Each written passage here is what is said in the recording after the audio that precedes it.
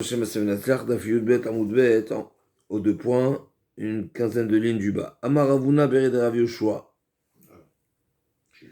Alors, comme on a vu dans la Mishnah, Kedeh Chaluka, pour que l'un des associés puisse imposer le partage, il faut qu'il y ait un minimum de surface, que ce soit pour le Khatser, la cour, ou que ce soit pour la guina, le potager, ou pour soit le sadé, etc., avec des mesures particulières, un rendement particulier. Alors l'Agma ouvre ici une parenthèse concernant le din de Bar Matzra. Bar Matzra, c'est le droit de préemption, comme la mairie de Paris, n'est-ce pas, l'invention. Voilà, alors la mairie, alors le din de la Torah de Bar Matzra, c'est celui qui est le terrain avoisinant, d'accord, de quelqu'un qui est à vendre, eh bien, il a un droit de préemption dessus. Pourquoi? Il y a une logique, ou même plus que ça, Kofin al-Midatsdom, c'est tout simplement pourquoi tu veux.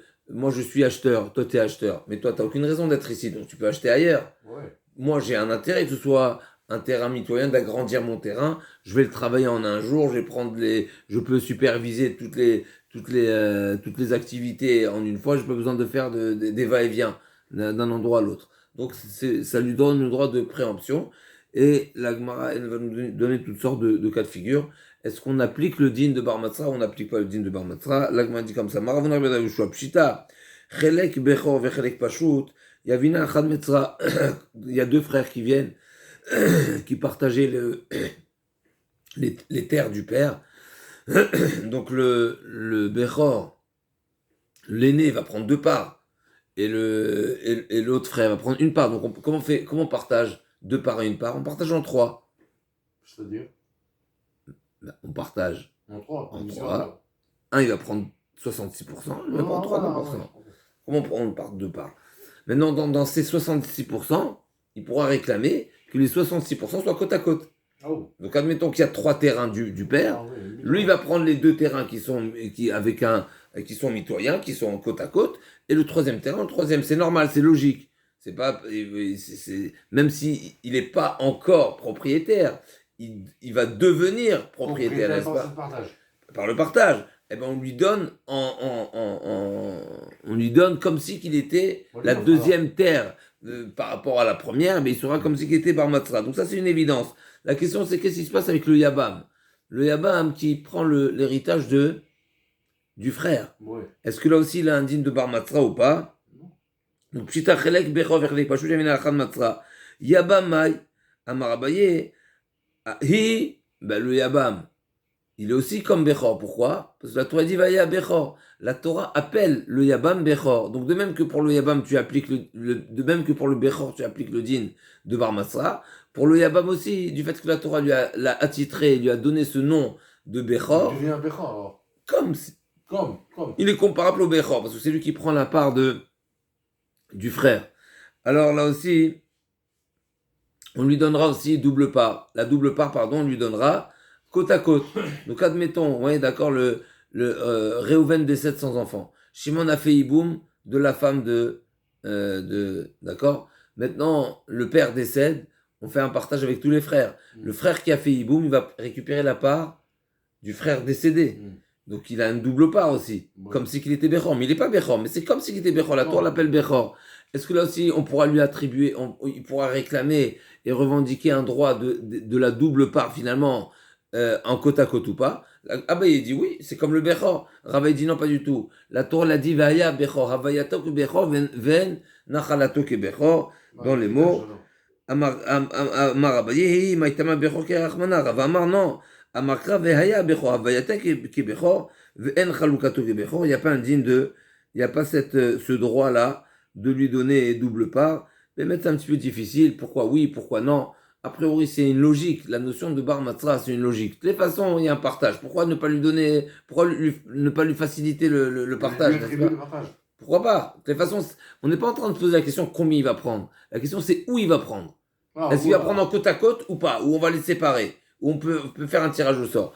Mais mettre là, on va, sans expliquer une svara profonde, mais c'est juste dans la terminologie de cette appellation. Un Bechor, quand il prend double part, c'est qu'il prend une part qui est double. C'est une part double. D'accord? Donc c'est normal que les deux parts soient côte à côte, parce que c'est une part. C'est une part double. Par contre, le Yavam, quand il prend la part de son frère, c'est pas une part double, c'est qu'il a il a droit à la part de son frère aussi. Ah, il récupère, c'est-à-dire. Chazak, c'est la récupération. Donc là, quelque part, on n'est pas forcément Obligé de le faire alors. on n'est pas obligé de lui céder et lui offrir, encore une fois, bien sûr, s'il y a des arguments, comme l'Agma va dire tout de suite, il peut avoir des arguments que les frères disent non, celle de droite, elle est meilleure, c'est une exposition un petit peu différente, il y a des chances qu'elle soit plus arrosée, etc., etc. Ok, l'Agma va continuer. Haoud des Avan, Ara, Mitzra de Benaché, qui kapalgu amale pulgu Mitzra, Maraba, Kigon de Kofina Midazdom. Donc il y a un des enfants du vivant du père, d'après une certaine explication, il a acheté un bien mitoyen au terrain du père. Ouais. D'accord? Donc le père, il avait une parcelle de terrain, et un des enfants, il a acheté une parcelle côte à côte. Le jour où il est décédé, le père, eh ben, le fils en question, qui a le terrain mitoyen, eh ben, il demande que la parcelle qu'on va d'héritage, eh ben, c'est celle qui est mitoyenne. L'Agma a dit, d'après Rabat, eh ben, c'est logique, digne de Bar Matzra. Il a une préemption, il est voisin. Les voisins, on lui donne. Rav Youssef, il dit non. Non, il partage le père. Toujours on partage. La question, c'est géographique. Ouais. La question, c'est géographique. Lui, il est là. Lui, il veut prendre la première partie qui est collée à la sienne. On est bon ou pas? Bien sûr, il y aura un partage. La question, c'est est-ce qu'on va faire un tirage au sort? Et lui, il pourrait se trouver de l'autre côté ou pas? Bien non, du fait qu'il est là. Il y a la logique de Bar Matzra. Bar Matzra, qui est on va donner une préemption à celui qui est voisin. Donc là aussi, il est voisin. Donc Rabbi dit, c'est logique. Logique, il a une de Bar Matzra. Et donc, Kofina Midazdom, Matkifla Rav Yosef, Amrele Achim, Amrele Achim, il avait Kinir, c'est des bébés Bar Marion. L'Agma a dit, mais c'est pas vrai, puisqu'on sait qu'il y a une. Rav Yosef objecte. Il dit, mais c'est pas vrai, parce qu'il y a une logique. Il y a une halakha qui donne le droit aux frères, les frères qui souhaitent une certaine parcelle, encore une fois, un certain partage géographique. Et eux, ils prétendent que cette parcelle-là, elle a une valeur pour eux qui est au-delà du prix du marché. Eh ben, c'est leur droit. Ils peuvent dire, pour moi, cette terre, elle a une valeur de 150%. Elle veut pas 100, elle vaut 150%. Eh ben, c'est un argument qui est retenu. Donc là aussi, admettons que la parcelle qui est mitoyenne à un des frères, eh ben, les autres frères prétendent que pour eux, ça a une plus grande valeur. Il y a un plus grand potentiel, même si encore une fois, c'est pas une valeur marchande, parce que c'est une valeur marchande, on est embêté. Évidemment, on va pas lui donner une parcelle de terrain si elle est au-delà de la part qui lui revient. Donc forcément, c'est seulement des théories, c'est seulement un potentiel qui n'est pas, qui ne se traduit pas sur d'une manière marchande. Et ben Becholzot, c'est une Tana qui est considérable, et donc on ne pourra pas les forcer à céder à cette part. Et dans les mots de Rashi en plus il conclut, comme l'Agmar va nous dire tout de suite, qu'il cheta ki Rav Yosef, alors que habituellement Rabba via Rav Yosef alacha ki Rabba. Ici dans ces halachot, l'Agmar va conclure l'alacha comme Rav Yosef. En plus Rashi nous dit c'est une svara. C'est quoi la svara? Encore une fois, j'ai une difficulté avec la logique des choses, mais Rashi nous dit, parce qu'ils peuvent dire, Pe'amim, chez Zomit Barechet Mish Arsadot. Ils peuvent dire que cette parcelle de terrain, cette exposition, ce champ-là, a plus de bracha que d'autres. Encore une fois, c'est des suppositions qui sont un peu lointaines, c'est un petit peu difficile. Comment comprendre quand est-ce qu'on applique ce din-là ou pas? Deuxième halakha de Bar Matzra, ou troisième, si on veut, très tarata très nagré, Amre Rabba kigon zekofina midazdom. Donc s'il y a deux terres qui sont aux côtés de deux, comment on appelle ça, un canal, des canals. Donc c'est pas un fleuve, c'est un canal, c'est un petit peu, mais c'est des terres qui ont besoin d'être arrosées, et donc finalement les arrivées d'eau c'est un élément important, parce que ça va faciliter, etc. Alors, là aussi, la question c'est chacun il a son petit canal, son petit fleuve, et l'un d'entre eux a acheté un terrain près d'un des canaux. Et donc lui il demande d'avoir le partage, qu'on lui cède, celle qui est à proximité de son champ. Alors là aussi, Amar Rabba qui gonze kofina midazdom, Rabba il poursuit sa logique. finalement, il est voisin, donc il peut réclamer celle qui est à côté de son propre terrain déjà. Ce Rav Yosef, il dit non. Matrifla Rav Yosef, Zimnin de Haï Midville, Vaïlo Midville. Rav Yosef. Là aussi, il est possible qu'un des terrains, eh ben, il risquerait de, son arrivée d'eau risquerait de se boucher, de sécher ou quoi, et il va se retrouver sans eau. Donc il pourra lui dire non, moi je demande le tirage au sort, ou bien il peut lui dire de partager, admettons qu'il y a les arrivées là. Voilà, de partager en deux les deux terrains. On va voir la Gemara dans la suite de la Gemara. Donc là aussi, c'est pas, finalement, il n'y a pas cette règle de Bar Matzra qui s'impose, puisqu'il y a un argument qui pourrait être retenu. Tarte achad nagra, par contre, s'il y a un seul fleuve, une seule arrivée d'eau, un seul canal, alors bien sûr, là, il n'y a pas d'argument, c'est le même canal. Il n'y a pas de matkif la Abaye, Matlamar Baina d'afficharisé, bien le Kheta qui a affiché la mutaï. L'agma a dit, Abaye demande sur ça peut-être que, au contraire, il pourra avoir un argument différent, à savoir qu'il pourra demander. Donc on a Réhouven qui était à droite. Il y a un terrain au milieu et il y a un terrain à gauche. Donc le premier argument, c'est Réhouven souhaite avoir le terrain qui est mitoyen. Et donc, Midin Bar Matzra, c'est un voisin. Et Shimon dit non, moi je veux être ici. Tu sais pourquoi je veux être ici au milieu? Comme ça, je suis protégé par tes deux terrains. Quelque part, le fait que toi, tu vas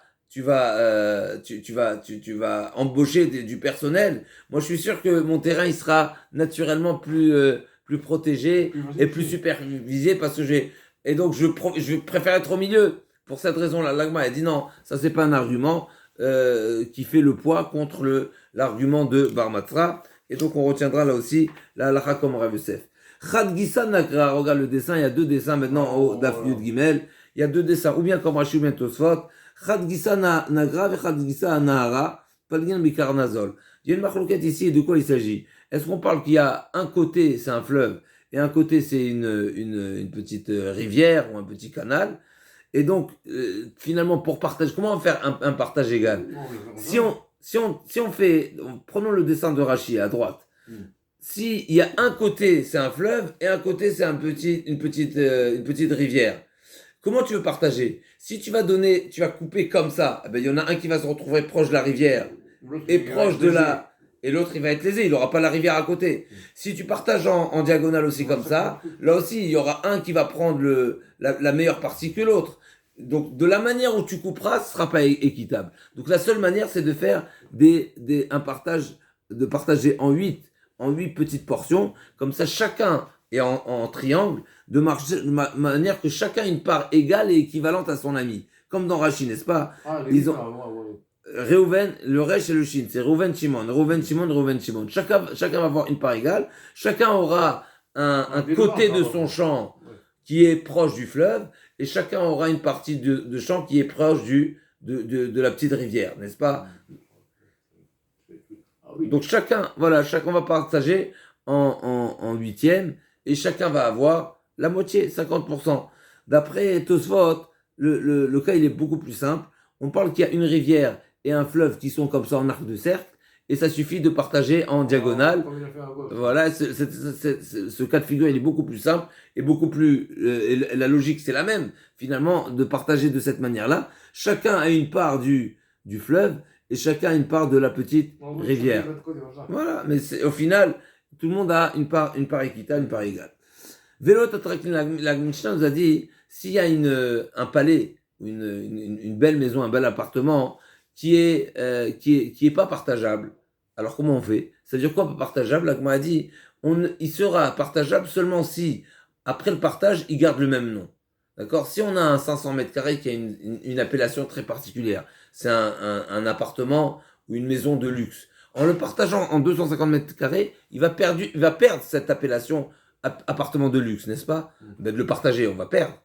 Parce que si en ayant ce nom appartement de luxe, il vaut 10 millions, et si on le partage, chacun va valoir 4. N'est-ce pas? Donc on va perdre 2 millions ici net. Donc il n'y a pas de partage. Donc comment on va partager?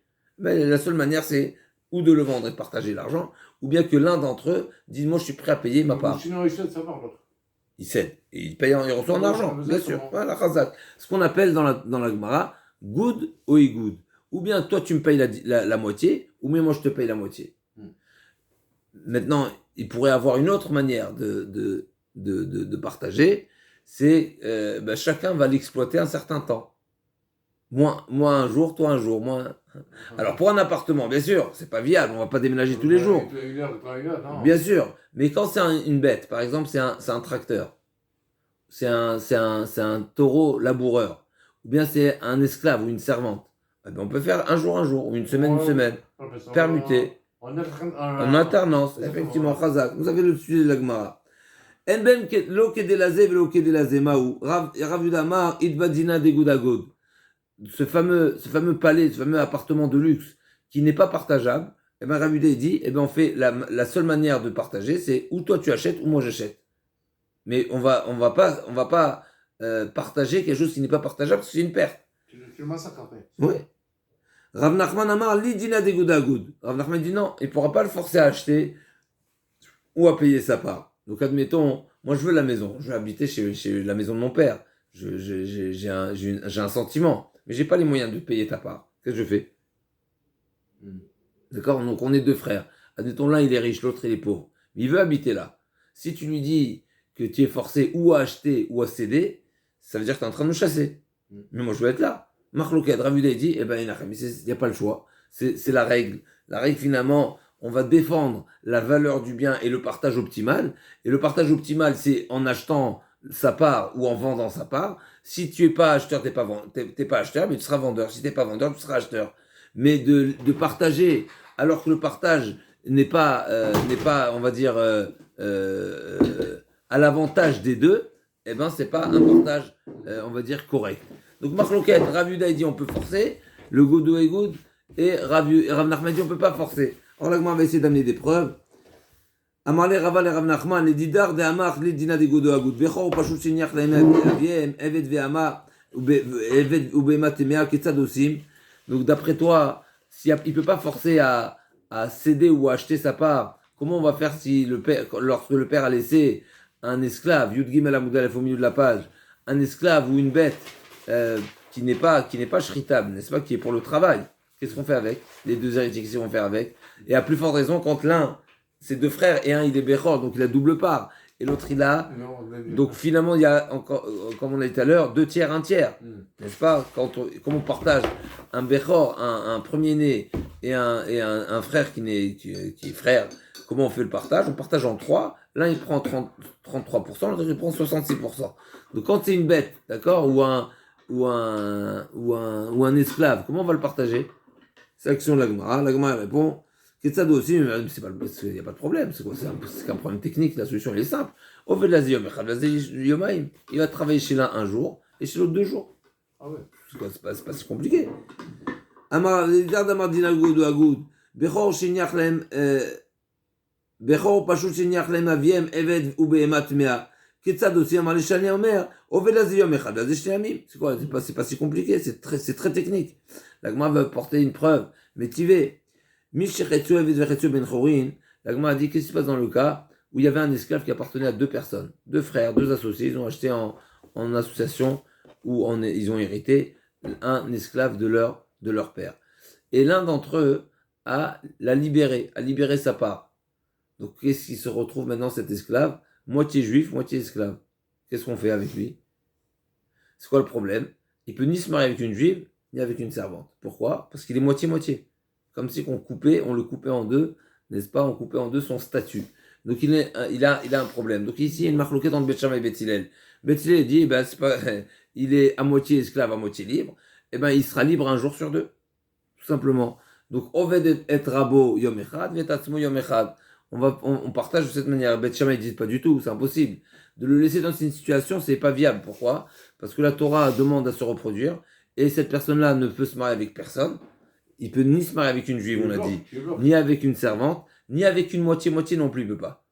Tu le bloques. Donc il est bloqué. Donc Kofin et Drabo va sauter Bechorin, le deuxième l'associé, le deuxième, que ce soit le frère ou l'associé, ça ne change pas par quel moyen ils sont devenus associés, ou quelle est l'origine de leur association, il se verra forcé à libérer sa part aussi, pour lui permettre à retrouver un statut donc de juif, ici en l'occurrence, et il pourra se marier avec une juive.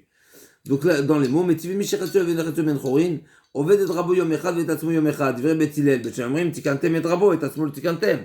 Le fait de laisser au propriétaire, donc au propriétaire restant, ce droit d'exploiter cet esclave un jour sur deux, c'est une solution pour le propriétaire, mais c'est pas une solution pour l'esclave. Pourquoi c'est pas une solution? À quoi il fait allusion Bet Shammai, comme on a dit, concernant le mariage?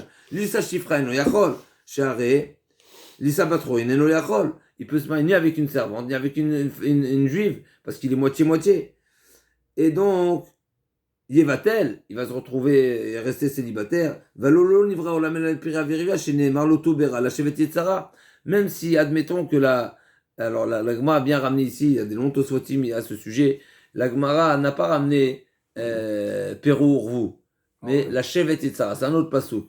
Même admettons qu'il n'y a pas la mitzvah de Pira Virivia, parce qu'il est à moitié non-juif, et s'il est à moitié non-juif, en tout cas il est évêque. Pour le évêque, il n'y a pas forcément la mitzvah de Pira Virivia. La mitzvah, le commandement positif de se reproduire, elle n'est pas forcément une mitzvah pour le évêque. Mais ce qui est certain, c'est qu'il y a un autre passage qui dit la Shevet Yitzhak, c'est-à-dire que le monde a été créé pour souhaite qu'on appelle ça, la reproduction, qui n'est pas encore une fois sous forme obligatoire de se reproduisez-vous, comme c'est marqué Perou Urvu à l'impératif, mais c'est plutôt la Shevet Yitzhak, c'est le projet d'Hachem qui est une habitation élargie. D'accord? Donc, et la Kofin et Drabo, Vosioto Ben Chorin, Vokovdim Shtar al Khatsidama.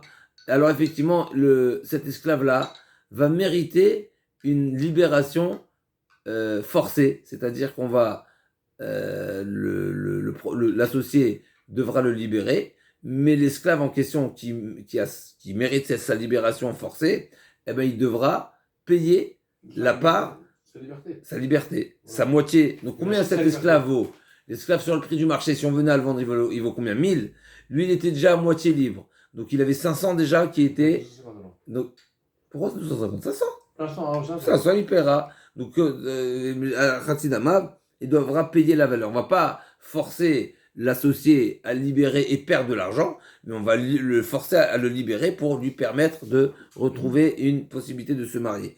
Et donc ici, qu'est-ce qu'on voit? Finalement, toute la raison pour laquelle on a forcé l'associé à le libérer, c'est parce qu'il y a un problème technique de mariage. J'en déduis, si ce n'était pas ça le problème, je ne peux pas le forcer.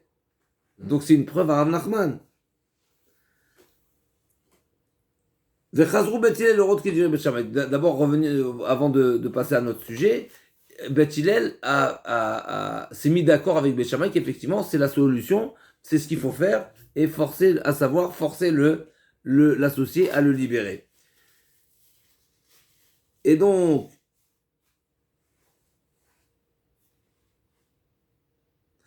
forcément, on voit, encore une fois, comme nous avons dit, qu'il n'y a pas la possibilité, l'esclave lui-même n'aurait pas pu faire ce qui est à moitié libre, il n'aurait pas pu aller forcer le propriétaire, qui est resté propriétaire, de lui dire où tu m'achètes, où je t'achète. Donc il n'y a pas le digne de Godo Agou, donc c'est une preuve à Rav Nachman, que c'est dans quelque chose qui n'est pas un bien, ou oui, que ce soit un animal, ou que ce soit un esclave, ou que ce soit une terre, qui n'est pas partageable, et ben on ne veut pas forcer ou l'un à tout acheter et ou l'autre à tout vendre. Donc ça, s'il n'y a pas de cette braïta-là, on a une preuve. Si ce n'était la problématique de mariage, eh ben, il serait resté dans cette situation de moitié-moitié. Il travaille chez l'un un jour et chez l'autre un jour. Donc ça rejoint Rav Nachman qui dit, si l'un veut maintenir sa part de l'association, eh ben, le deuxième ne peut pas le forcer ou à céder contre l'argent ou à vendre ou à acheter. La Gemara dit non, c'est pas une bonne preuve. Pourquoi? Parce que Shane Acha, des Igoudika, Goudlika. Parce que cet esclave-là, dans cette situation, il y a une seule solution possible, à savoir forcer le propriétaire à le libérer. Parce que le propriétaire qui est resté propriétaire sur le 50% de cet esclave-là, il ne peut pas le racheter en tant qu'esclave, puisqu'il est déjà libre. Toute la logique de Goud ou Egoud, c'est une manière de dire, tous les deux, nous avons le choix, ou de tout prendre, ou de tout céder. Et donc, finalement, c'est équitable comme proposition. Par contre, si la proposition, elle est seulement dans un sens, comme dans ce cas-là, l'esclave, par rapport au propriétaire qui souhaite garder son esclave, en réalité, il a une seule solution, c'est de vendre sa part. Parce qu'il ne peut pas récupérer la totalité de l'esclave, puisqu'il est déjà 50% juif. Donc quand il n'y a pas une proposition qui est aussi bien à l'avantage de l'un que de l'autre, alors effectivement là c'est logique, on ne veut pas forcer. Mais on revient chez nous dans notre cas de l'héritage, où les deux frères se retrouvent face à un bien qui est un produit de luxe, par exemple. Donc on a dit un tracline, c'est un palais, c'est un appartement de luxe. Et le fait de le partager, de prendre le 250 mètres carrés chacun sur les 500, ça va perdre de la valeur, ou ça va perdre plutôt, pas seulement de la valeur, ça va perdre son appellation d'origine. Il va plus être appelé, il va plus avoir la définition d'un appartement de luxe, mais un appartement ordinaire. C'est plus un 500 mètres carrés, 200 mètres carrés, c'est une autre appellation. Eh ben, Marlouket, Rav Yehuda et Rav Nachman, est-ce que s'impose, en tous les cas, s'applique la règle de God ou Egoud, c'est-à-dire où tu achètes la totalité, où j'achète la totalité, ou pas? Rav Yehuda dit, on va forcer. Ils auront le droit de s'obliger mutuellement que l'un ou l'autre achète la totalité. Et Rav Yehuda et Rav Nachman dit, non, pas du tout, on n'a pas ne s'impose pas cette règle, et donc ils vont partager, chacun peut prétendre, je souhaite obtenir en tant qu'héritier le 50% de cet appartement, même si ça perd son appellation, je préfère comme ça, je ne pourrais pas le forcer. Tashma, Shnei Achim Echad Ani ve'Echad Ashir, Veniar Katlin Juba, Shnei Achim Echad Ani ve'Echad Ashir, deux frères héritiers, l'un qui a, au Hachem, il a les moyens, l'autre qui est pauvre, et le père a laissé un bain public, ou bien un pressoir. Maintenant, le pauvre, il n'a rien à faire avec un pressoir, il n'a pas de récolte. Ah oui.